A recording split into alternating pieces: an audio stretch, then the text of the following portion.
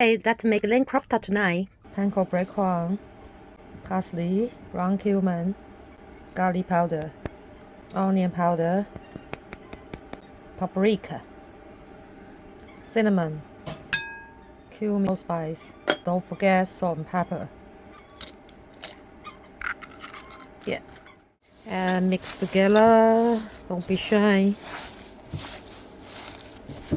Spices. Then I think it's done. Making it to 16 balls, and now they go into the oven. They serve with cucumber, tomato, and red onion, and we have some pita bread.